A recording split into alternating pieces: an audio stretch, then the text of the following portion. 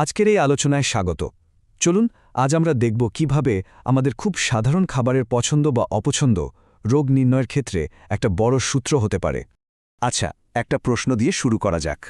আচ্ছা, কখনো কি মনে হয়েছে যে কোনো বিশেষ খাবারের প্রতি আমাদের এই যে টান বা বিতৃষ্ণা, এটা কি শুধুই অভ্যাস, নাকি এর পেছনে শরীরের কোনো গোপন বার্তা লুকিয়ে আছে?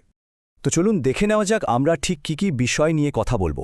প্রথমে আমরা কেন্টের রেপোর্টরির সাথে পরিচিত হব, তারপর দেখব ইচ্ছা, অনীহা আর খাবারের প্রতিক্রিয়া আমাদের শরীর সম্পর্কে কি বলে, আর সবশেষে একটা ছোট্ট সারসংক্ষেপ থাকবে।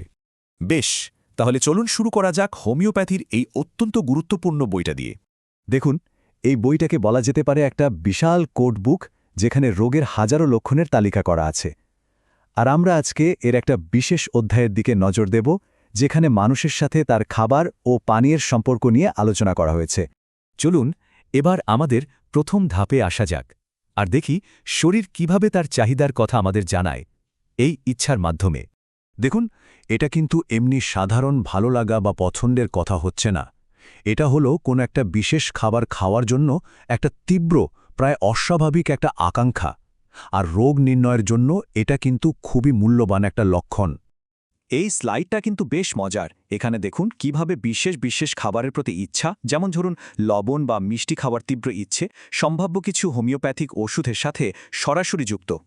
তাহলে মূল কথাটা হলো, এই যে তীব্র আকাঙ্ক্ষাগুলো, এগুলো কিন্তু একদমই আকস্মিক বা খামখেয়ালি নয়। এগুলো একজন চিকিৎসকের কাছে এক একটা গুরুত্বপূর্ণ সংকেতের মতো। আচ্ছা, ইচ্ছার তো ঠিক উল্টো একটা ব্যাপারও আছে, তাই না? চলুন এবার সেটা নিয়ে কথা বলি। অর্থাৎ যখন শরীর কোনো খাবারকে একেবারেই সহ্য করতে পারে না, তখন কি হয়? এখানেও কিন্তু ব্যাপারটা শুধু আমার এটা ভালো লাগে না এমন নয়। এটা হলো একটা গভীর বিতৃষ্ণা, যা অনেক সময় শরীরের ভেতরের কোনো বড় সমস্যার দিকেই ইঙ্গিত করে। এই টেবিলটা দেখুন কি দারুণভাবে দেখানো হয়েছে, কিভাবে দুধ বা মাংসের মতো সাধারণ খাবারের প্রতি তীব্র অনীহা চিকিৎসার ক্ষেত্রে সঠিক পথটা দেখিয়ে দিতে পারে। এর থেকেই বোঝা যায় যে এই অনীহাগুলোকে কতটা গুরুত্ব দেওয়া হয়। এই অনীহাগুলো কিন্তু শরীরের ভেতরের বড়সড় কোনো ভারসাম্যহীনতার জানান দিতে পারে। ধরুন লিভারের সমস্যা বা হজমের গোলমাল, এই রকম।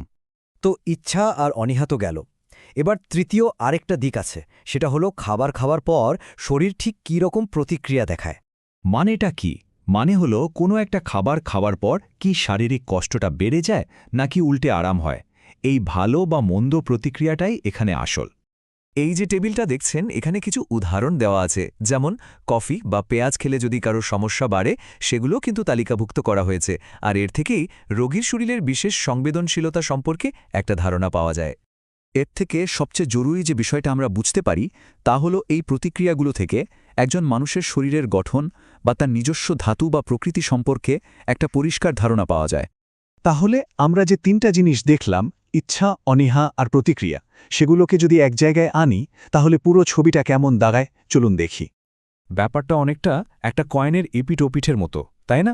একদিকে ইচ্ছা, যা বুঝায় শরীরের কি প্রয়োজন, আর অন্যদিকে অনীহা, যা দেখায় শরীর কোন জিনিসটাকে ক্ষতিকর বলে মনে করছে।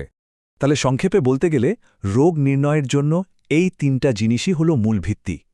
কোনো খাবারের প্রতি তীব্র ইচ্ছা, তীব্র অনীহা এবং খাবার খাওয়ার পরে শারীরিক অবস্থার উন্নতি বা অবনতি। সবশেষে একটা প্রশ্ন থেকে যায়, পরের বার যখন কোনো বিশেষ খাবারের জন্য খুব ইচ্ছে করবে বা কোনো খাবারে তীব্র অনীহা আসবে, তখন একবার থেমে ভাবা যেতেই পারে, শরীর কি আসলে কিছু বলতে চাইছে?